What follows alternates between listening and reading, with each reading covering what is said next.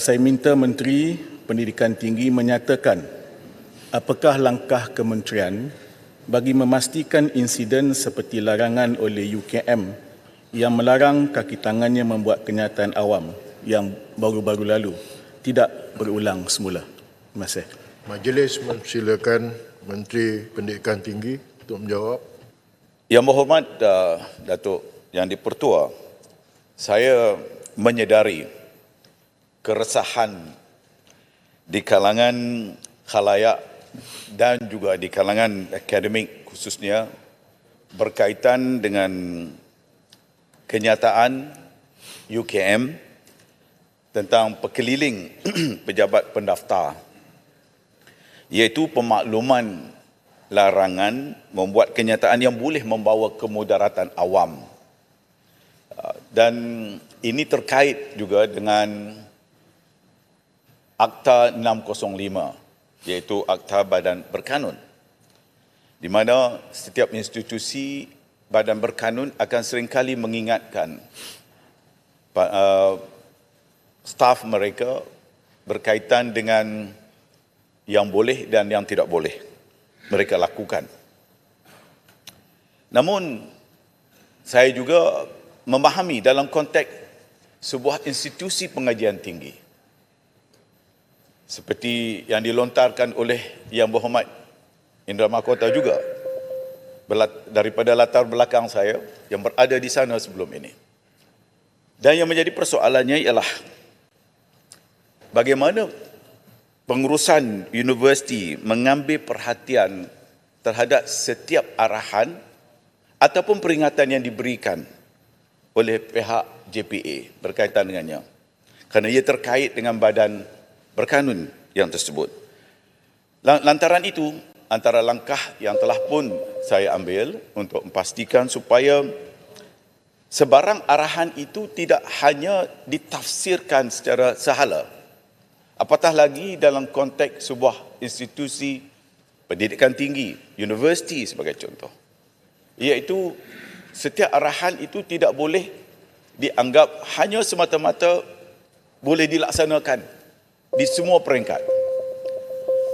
Dan ini telah pun saya buat teguran kepada universiti kalau sekiranya ada kekeliruan atau kekaburan dalam tafsiran yang dikeluarkan itu, maka hendaklah terlebih dahulu dimaklumkan kepada pihak berkuasa, termasuk juga di peringkat Kementerian Pendidikan Tinggi, untuk kita perjelaskannya.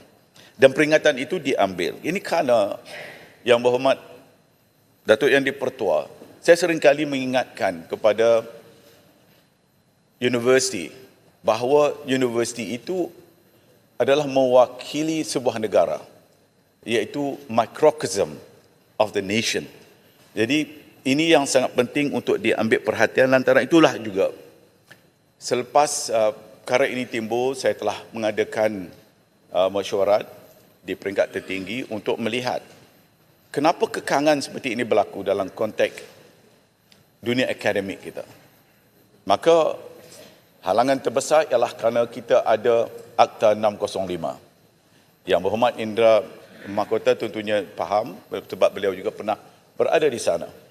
Dan beberapa cubaan telah pun dibuat, dan sehingga kini pun saya telah pun meminta supaya Akta 605 ini juga dilihat semula bagi memberikan pengecualian dalam konteks universiti awam. Kerana universiti awam itu dianggap sebagai badan berkanun.